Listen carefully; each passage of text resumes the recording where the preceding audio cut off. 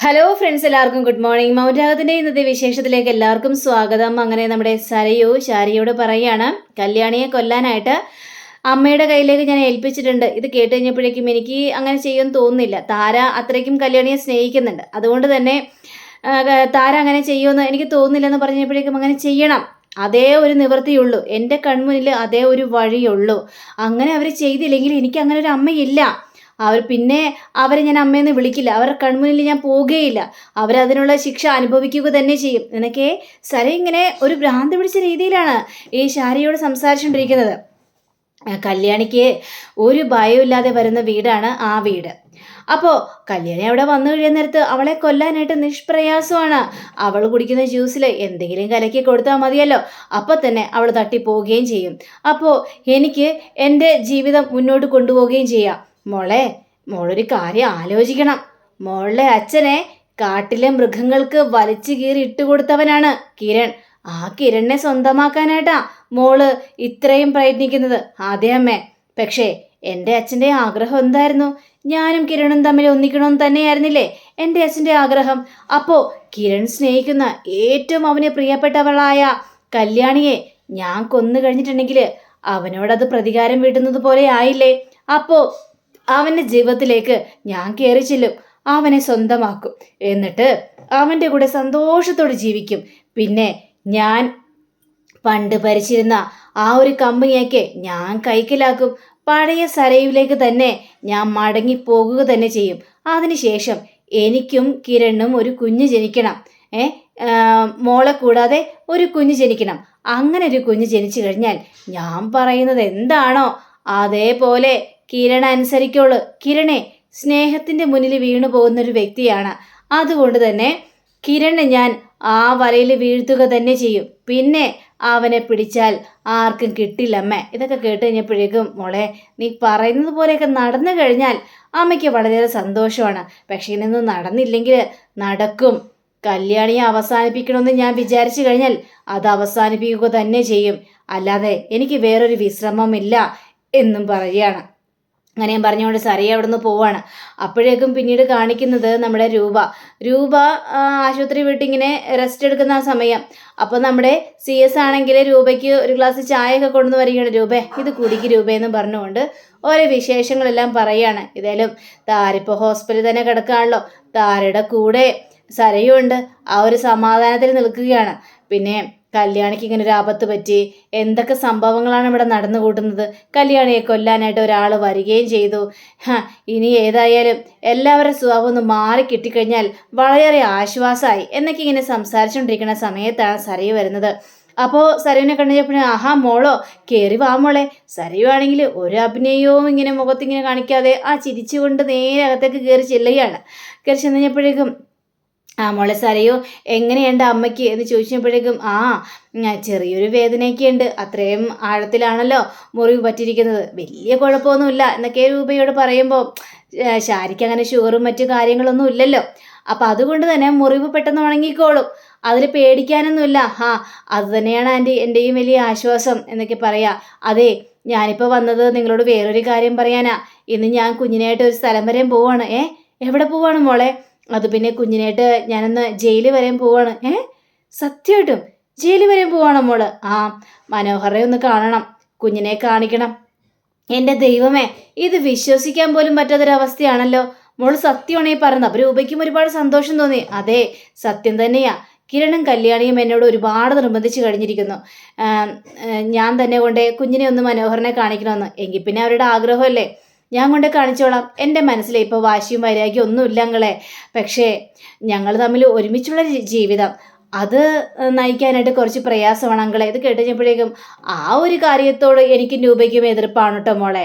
കാരണം ഇപ്പോൾ മനോഹരനായിട്ട് ഒന്നിച്ച് ജീവിച്ചാൽ എന്താണ് കുഴപ്പം? ഒരു കുഴപ്പം സംഭവിക്കാനായിട്ട് പോകുന്നില്ല. അതുമാത്രമല്ല, മനോഹർ ഇപ്പോൾ ജയിലിലല്ലേ. അവന് പുറത്തിറങ്ങാനായിട്ട് ഇനി വർഷങ്ങളോളം പിടിക്കണം. എൻ്റെ ഇടയ്ക്കിടയ്ക്ക് പരോളിനിറങ്ങുകയും ചെയ്യും. അപ്പോൾ അവന് ആ ഒരു കുറച്ച് സമയങ്ങളും കിട്ടുമ്പോൾ നിങ്ങൾ ഭാര്യയും ഭർത്താവുമായിട്ട് ഒരു കുഞ്ഞിൻ്റെ അച്ഛനും അമ്മയായിട്ട് ജീവിക്കുന്നത് കാണാൻ തന്നെയാണ് ഞങ്ങളുടെ താല്പര്യം. അവൻ്റെ സ്വഭാവം ശരിക്കും മാറിയിരിക്കുകയല്ലേ മോളെ. അതുകൊണ്ട് അവനെ സ്നേഹിച്ചത് കൊണ്ട് യാതൊരു തെറ്റുമില്ല. പിന്നെ അവനെ ഞങ്ങൾ സപ്പോർട്ട് ചെയ്ത് സംസാരിക്കാനൊന്നും വിചാരിക്കരുത്. അവൻ്റെ തെറ്റുകളൊക്കെ ഞങ്ങൾക്ക് നേരത്തെ തന്നെ അറിയാലോ. പക്ഷേ അവൻ അതിനേക്കാൾ ഉപരി നല്ലൊരു കാര്യം ചെയ്തിരിക്കുകയാണ്. നമ്മളെ എല്ലാവരുടെയും ജീവൻ രക്ഷിച്ചവനാണ് ഈ മനോഹർ. കാരണം ഗംഗാപ്രസാദിനെ കൊന്നിട്ട് വീണ്ടും ജയിലിൽ പോയവന് നമുക്ക് വേണ്ടി ചെയ്തവനാണത്. അപ്പോൾ നമ്മൾ ആ നന്മകൾ മറക്കാനായിട്ട് പാടില്ലല്ലോ മോളെ. എനിക്കറിയാം അങ്കിള് പറയുന്നതിനോടൊക്കെ എനിക്ക് യോജിക്കാൻ പറ്റുമെന്ന് ഞാൻ ശ്രമിക്കാം. പക്ഷേ ഒരുമിച്ച് ഉള്ള ജീവിതത്തോട് എനിക്കിപ്പോൾ മനസ്സ് പൊരുത്തപ്പെട്ടിട്ടില്ല. എൻ്റെ മനസ്സ് പൊരുത്തപ്പെടുമെന്ന് ഞാനൊന്ന് നോക്കട്ടെ, അതിനുശേഷം പോരെ അങ്കിളെ. മതി മോളെ, മോൾക്ക് അതിനുള്ള സമയമൊക്കെ ഉണ്ട് എന്നൊക്കെ ഇങ്ങനെ പറയാം. ആ സമയത്താണ് കിരൺ വരുന്നത്. അപ്പോൾ കിരൺ ഭയങ്കര സന്തോഷത്തോടു കൂടി വരികയാണ്. വന്നു കഴിഞ്ഞപ്പോഴേക്കും നീ വന്നല്ലേ കിരണേ? അതെ, ഒരു സന്തോഷ വാർത്തയുണ്ട്. സന്തോഷ വാർത്തയോ? അതെന്താ വെച്ചാൽ സന്തോഷ വാർത്ത? അത് വേറൊന്നുമല്ല, സരയു കുഞ്ഞിനെയും കൊണ്ടേ ദേ മനോഹരനെ കാണാനായിട്ട് ജയിലിലേക്ക് പോവാണ്. കേട്ട കിരണിന് ഭയങ്കര ഒരു സന്തോഷം തോന്നിക്കണം. ആണോ സരയു? കേട്ടത് മുഴുവൻ സത്യം തന്നെയാണോ? അതേ കിരണേ, നീയും കല്യാണിയൊക്കെ പറഞ്ഞു കഴിഞ്ഞല്ലോ, എനിക്ക് വാശിയും വൈരാഗ്യം ഇനി വേണ്ട, മനോഹരനെ കൊണ്ടുവന്ന് കുഞ്ഞിനെ കൊണ്ട് നീ തന്നെ കാണിക്കണം എന്നൊക്കെ ഒരുപാട് പ്രാവശ്യം പറഞ്ഞില്ലേ.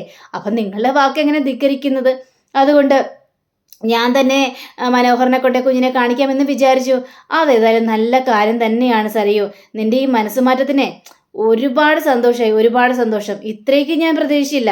നീ കാണിക്കാൻ പോകും, നിന്റെ മനസ്സൊക്കെ മാറിയെന്നൊക്കെ പറഞ്ഞെങ്കിലും മനോഹറിൻ്റെ അടുത്തേക്ക് നീ തന്നെ കുഞ്ഞിനെ കൊണ്ടുപോകുമെന്ന് ഞാൻ വിചാരിച്ചില്ല. ഇനിയിപ്പം ഞാൻ കൂടെ വരണോ? വേണ്ട കിരണേ, ഞാൻ തന്നെ പോയി കാണിച്ചോളാം എന്നും പറഞ്ഞുകൊണ്ട് സരയു നേരെ അങ്ങോട്ട് പോവുകയാണ്. പക്ഷേ അപ്പോഴവളുടെ മുഖത്ത് കാണിക്കുന്നത് വാശിയും വൈരാഗ്യം തന്നെ. കിരണ് സന്തോഷം കൊണ്ട് മതി മറന്നൊരവസ്ഥയും കാണിക്കുകയാണ്. അപ്പോൾ CS രൂപയും കൂടി പറയാണ്, അവളുടെ ഏതായാലും സ്വഭാവമൊക്കെ മാറിയല്ലോ, ഇനി അവർ രണ്ടിനും കൂടി ഒന്നിച്ചുള്ള ജീവിതം കണ്ടാൽ മതി, അതിൽ പരം സന്തോഷം ഇനിയൊന്നും കിട്ടാനില്ല എന്നൊക്കെ പറയുമ്പോൾ അതെ, ഞാനും ആ ഒരു സന്തോഷം തന്നെയാണ്. സരയുവിൻ്റെ ജീവിതം ആകെ മാറി മറിഞ്ഞു. ഇനി അവർ രണ്ടിനും കൂടെ ഒന്നിച്ച് ജീവിക്കട്ടെ എന്നേ, അതിലെന്താണ് ഇപ്പോൾ തടസ്സം എന്നൊക്കെ കിരണും പറയാണ്. അങ്ങനെ നമ്മുടെ സരയു ആണെങ്കിൽ നേരെ കുഞ്ഞിനെയും കൊണ്ട് ഈ ജയിലിൽ വന്ന് ഇങ്ങനെ നിൽക്കുകയാണ് കാണാനായിട്ട്. അപ്പോൾ ദേ വരുന്നു മനോഹർ പെട്ടെന്ന് ഇവരെ കണ്ടു കഴിഞ്ഞപ്പോഴേക്കും ഞെട്ടിപ്പോയി. കാരണം കുഞ്ഞിനെയും കൊണ്ട് വരുന്നത് ഒന്നെങ്കിൽ കിരൺ അല്ലെങ്കിൽ കല്യാണി, ഇവരാണ് കൊണ്ടുവരുന്നത്. പക്ഷേ സരയു കൊണ്ടുവരുമെന്ന് മനോഹർ ഒരിക്കൽ പോലും പ്രതീക്ഷിച്ചില്ല. അപ്പം ആ ഒരു ഷോക്കിൽ നിൽക്കുകയാണ് നമ്മുടെ മനോഹർ. ഇതാരാ വന്നിരിക്കുന്നത്? അതെ, കുഞ്ഞിനെയും കൊണ്ട് ഒരു സ്ത്രീ വന്നെന്നറിഞ്ഞു കഴിഞ്ഞപ്പോഴേക്കും ഞാൻ വിചാരിച്ചത് കല്യാണിയാണ് കുഞ്ഞിനെ കൊണ്ടുവന്നെന്നാണ് വിചാരിച്ചത് സരയു. പക്ഷേ എൻ്റെ കൺമുന്നിൽ വന്ന് നിൽക്കുന്നത് സരയു ആണെന്ന് എനിക്ക് വിശ്വസിക്കാൻ പോലും പറ്റുന്നില്ല. സരയു എൻ്റെ മുന്നിൽ കുഞ്ഞിനെയും കൊണ്ട് വന്നോ? എനിക്കത് വിശ്വസിക്കാൻ പോലും പറ്റുന്നില്ല സരയു. അത് എനിക്ക് നിന്നോട് സ്നേഹമുള്ളത് കൊണ്ടൊന്നും അല്ല ഞാൻ വന്നത്. കല്യാണിയും കിരണും ഒരുപാട് നിർബന്ധിച്ചു, പ്രത്യേകിച്ച് കല്യാണി. വാശിയും വരിയാകെ എല്ലാം മറക്കണം, എന്നിട്ട് കുഞ്ഞിനെയും കൊണ്ട് മനോഹറിൻ്റെ അടുത്തേക്ക് ചെല്ലണം, കുഞ്ഞിനെ കാണട്ടെ, കുഞ്ഞിനെ നീ ഒരുപാട് സ്നേഹിക്കുന്നുണ്ട് എന്നൊക്കെ എന്നോട് പറഞ്ഞു. അപ്പോൾ പിന്നെ ഞാനായിട്ട് എന്തിനു എതിർത്ത് നിൽക്കുന്നത്? എനിക്കിപ്പോൾ ഒരു വാശിയും വൈരാഗ്യം ഒന്നുമില്ല. നിനക്ക് എപ്പോൾ കുഞ്ഞിനെ കാണണം തോന്നോ അപ്പോൾ വേണമെങ്കിൽ ഞാൻ കൊണ്ടുവരാം, എനിക്കതിൽ പ്രശ്നമൊന്നുമില്ലെന്ന് പറയാണ്. ഇത് കേട്ട് കഴിഞ്ഞപ്പോഴേക്കും മനോഹറിൻ്റെ കണ്ണുകൾ നിറയുകയാണ്. സരയു, നിന്നോട് എത്ര നന്ദി പറഞ്ഞാലും അത് മതിയാവില്ല. ഇപ്പം എനിക്ക് നിൻ്റെ കാൽക്കൽ വീഴാൻ പറ്റുന്ന സാഹചര്യമാണെങ്കിൽ ഉറപ്പായിട്ടും നിൻ്റെ കാൽക്കൽ വീണ് ഞാൻ ക്ഷമ ചോദിച്ചാനായിരുന്നു സരയു. അത്രയ്ക്ക് എൻ്റെ മനസ്സിൽ ഒരുപാട് സന്തോഷമുണ്ട്. നീ അപ്പോൾ വാശിയും വൈരാഗ്യം എല്ലാം മറന്നല്ലോ, എന്നോടുള്ള ദേഷ്യങ്ങളെല്ലാം നീ മറന്നല്ലോ. നിന്നോട് ഞാൻ ഒരുപാട് ദ്രോഹം ചെയ്തിട്ടുണ്ട് സരയു. അതൊന്നും നിനക്ക് മറക്കാൻ പറ്റാത്ത കാര്യമാണെന്ന് എനിക്കറിയാം. പക്ഷേ അങ്ങനെയൊക്കെ സംഭവിച്ചു പോയി. എൻ്റെ തെറ്റുകളെ ഞാൻ ന്യായീകരിച്ച് പറയുന്നതല്ല സരയു. നിന്റെ അമ്മയും അച്ഛനും ഒക്കെ എൻ്റെ കള്ളത്തരം കണ്ടുപിടിച്ച് നിന്നോട് സത്യാവസ്ഥ പറയാനൊക്കെ ഒരുങ്ങിയതാ. സത്യാവസ്ഥ പറയുകയും ചെയ്തു. പക്ഷെ അതൊന്നും നീ വിശ്വസിക്കാതെ നീ എൻ്റെ സ്നേഹത്തിൽ വിശ്വസിച്ചു. നീ എന്നെ ഒരുപാട് സപ്പോർട്ട് ചെയ്ത് സംസാരിച്ചു.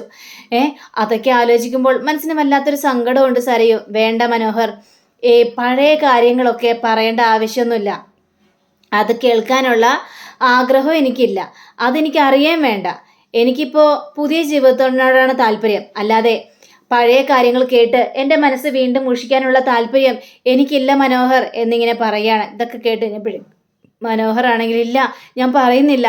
പക്ഷേ എൻ്റെ കുഞ്ഞിനെയും കൊണ്ട് സരയു വന്നല്ലോ, അതിൽ പരം സന്തോഷമൊന്നും എനിക്കിനി കിട്ടാനില്ല. ഞാൻ വന്നത് പറഞ്ഞല്ലോ, എനിക്ക് കല്യാണി പറയുന്നതൊക്കെ അനുസരിക്കാനായിട്ട് സാധിക്കുള്ളൂ. കാരണം എനിക്കിപ്പോൾ ഒരു പുതിയ ജീവിതം തന്നിരിക്കുകയാണ് കിരണും കല്യാണിയും ഒക്കെ. അവരുടെ സ്നേഹത്തിന് മുന്നിൽ എനിക്ക് തല കുനിച്ചു കൊടുത്തല്ലേ പറ്റുള്ളൂ. അത് സരയു പറഞ്ഞത് വളരെയേറെ ശരിയായുള്ള കാര്യം തന്നെയാണ്. കാരണം ഞാൻ ഇത്രയും നന്മയുള്ള മനുഷ്യരെ ഇതുവരെയും കണ്ടിട്ടില്ല. നമ്മുടെ ചുറ്റുമുള്ളവരൊക്കെ നമ്മളെ ഒരുപാട് സ്നേഹിക്കുന്നവരാ.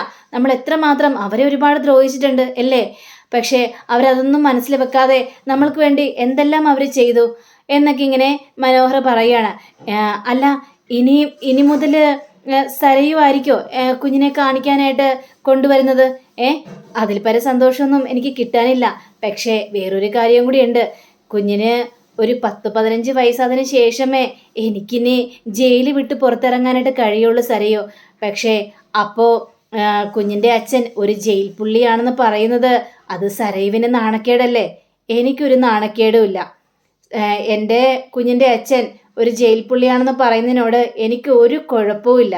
ഞാനെതിരെ സമൂഹത്തിൽ നോക്കുന്നത് ഞാനേ ഇപ്പം ഏത് സാഹചര്യത്തോടും ജീവിക്കാൻ പഠിച്ച ഒരു പെണ്ണാണ്.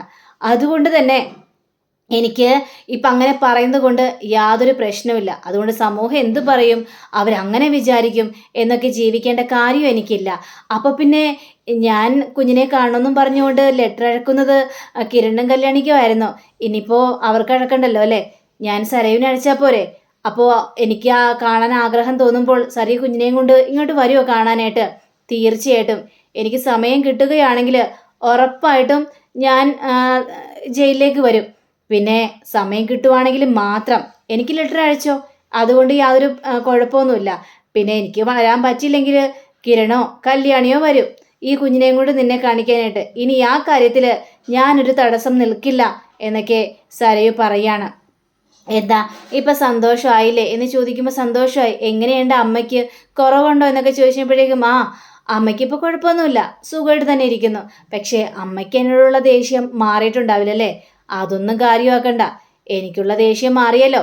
ഞാനിപ്പോൾ കുഞ്ഞിനെയും കൊണ്ട് വന്നല്ലോ കാണാനായിട്ട്, പിന്നെന്തിനാ അതിൽ കൂടുതൽ ചിന്തിക്കുന്നത് എന്നിങ്ങനെ ചോദിച്ചു കഴിഞ്ഞപ്പോഴേക്കും മതി, എനിക്ക് കുഞ്ഞിനെ കണ്ടാൽ മാത്രം മതി.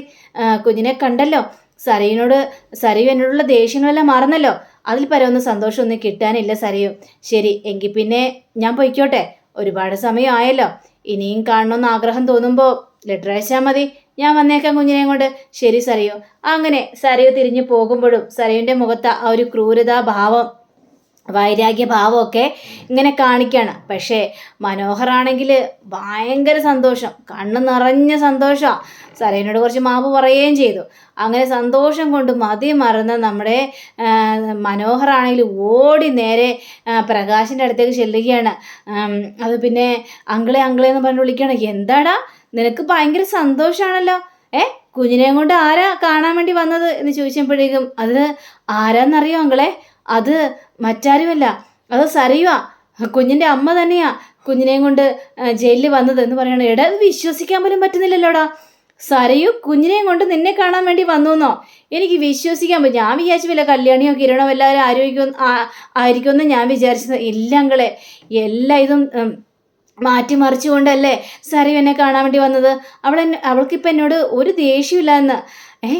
എപ്പം എനിക്ക് കുഞ്ഞിനെ കാണുമെന്ന് തോന്നോ അപ്പം എല്ലാം കുഞ്ഞിനെ കൊണ്ട് വരാമെന്നാണ് പറഞ്ഞത്. അപ്പോൾ ബാക്കിയുള്ളവരൊക്കെ ചോദിക്കണം, എടാ മനോഹര സത്യമാണോ, നിൻ്റെ ഭാര്യ തന്നെയാണോ കുഞ്ഞിനെയും കൊണ്ട് നിന്നെ കാണാൻ വേണ്ടി വന്നത്? അതേ ചേട്ടന്മാരെ, കുഞ്ഞിനെയും കൊണ്ട് വന്നു കഴിഞ്ഞപ്പോഴേക്കും എനിക്ക് എന്തുമാത്രം സന്തോഷം എന്നറിയാവോ? അപ്പോൾ പ്രകാശനാണെങ്കിൽ എടാ നമ്മൾ രണ്ടുപേരും എന്തെല്ലാം തെറ്റുകളെല്ലാം ചെയ്തിട്ടുണ്ട്, പക്ഷേ ഇപ്പം നമ്മൾ മാറി നിറഞ്ഞു കഴിഞ്ഞപ്പോഴേക്കും നമ്മുടെ ചുറ്റിനുള്ളവരൊക്കെ നമ്മളെ സ്നേഹിക്കാനായിട്ട് തുടങ്ങി.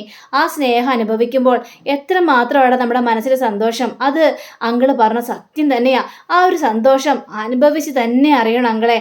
മനസ്സിന് വല്ലാതൊരു ആഹ്ലാദമാണ് കിട്ടുന്നത് എന്നൊക്കെ മനോഹർ പറയുകയാണ്. നീ ഒന്ന് ആലോചിച്ച് നോക്കിക്കണ്ടേ, ഇപ്പോൾ കുറേ എണ്ണങ്ങളൊക്കെ നമ്മുടെ ചുറ്റിനില്ലല്ലോ, ദുഷ്ടന്മാരൊക്കെ. ഇപ്പം ജയിൽ പുള്ളികൾ ഇങ്ങനെ സംസാരിക്കുകയാണ്. അത് ശരിയാണ്. ഒന്ന് ദേ ചേട്ടൻ്റെ മകൻ വിക്രം, ഒന്ന് ഗംഗാപ്രസാദ്, അവർ രണ്ടുപേരും ഇല്ലല്ലോ. അപ്പോൾ പിന്നെ പേടിക്കേണ്ട ആവശ്യമൊന്നുമില്ലെന്ന് പറഞ്ഞപ്പോഴേക്കും വേറൊരാളെ വിട്ടു, ബേഗാസുരൻ. എന്താ ചേട്ടന്മാരും ഓർക്കുന്നില്ലേ എന്ന് പറഞ്ഞപ്പോഴേക്കും അയ്യോ ബേഗാസുരൻ ഞങ്ങൾ മറക്കാതിരിക്കാനായിട്ട് സാധിക്കോ? നിന്നെ ഒരുപാട് വെല്ലുവിളിച്ചല്ലേ, നിന്നെ കൊന്നുകളയൊന്നും പറഞ്ഞുകൊണ്ട് അയാളെ മറക്കാനായിട്ട് സാധിക്കോ? ഇപ്പം ഏതായാലും അയാളുടെ ശല്യമില്ല. അപ്പോഴേക്കും നമ്മുടെ പ്രകാശനാണെങ്കിൽ എന്നാലും കഴിഞ്ഞിട്ടില്ലല്ലോ, എൻ്റെ മോളെ കൊല്ലാൻ വേണ്ടി ആരൊക്കെയോ പതുങ്ങി നിൽക്കുന്നുണ്ട്. അവരെയും കൂടി തീർക്കണ്ടേ, അവരെയും കൂടി ഇല്ലാതാക്കണ്ടേ ചേട്ടാ? ചേട്ടൻ്റെ ബാക്ക്ഗ്രൗണ്ടൊക്കെ എനിക്ക് നന്നായിട്ട് തന്നെ അറിയാം. വിക്രമിനെ ചേട്ടൻ കൊന്നു. ചേട്ടൻ ഒരുപാട് ഈ ചേട്ടൻ്റെ മക്കളെയൊക്കെ ഒരുപാട് ദ്രോഹിച്ചിട്ടുണ്ട്. പെൺമക്കളെ ഒരുപാട് ദ്രോഹിച്ചിട്ടുണ്ട്. പെൺമക്കളെയൊന്നും ചേട്ടന് ഇഷ്ടമല്ലായിരുന്നു. പക്ഷേ ചേട്ടൻ്റെ മകൻ കൊല്ലാൻ ആഗ്രഹിച്ചതിനേക്കാളും കൂടുതൽ മകളെ ചേട്ടൻ കൊല്ലാനും നോക്കിയിട്ടില്ലേ എന്നിങ്ങനെ പറയുമ്പോൾ പ്രകാശിൻ്റെ നെഞ്ചൊന്ന് പിടയുക. അപ്പോൾ അങ്ങനെയും കാണിച്ചുകൊണ്ടാണ് നമ്മുടെ ഇന്നത്തെ റിവ്യൂ ഇവിടെ അവസാനിച്ചിരിക്കുന്നത്. അടുത്ത റിവ്യൂവിനെ കാത്തിരിക്കുക, സബ്സ്ക്രൈബ് ചെയ്യുക. എല്ലാവർക്കും നല്ലൊരു ദിനം ആശംസിച്ചുകൊണ്ട് തന്നെ നമസ്കാരം. Thank you. See again. By.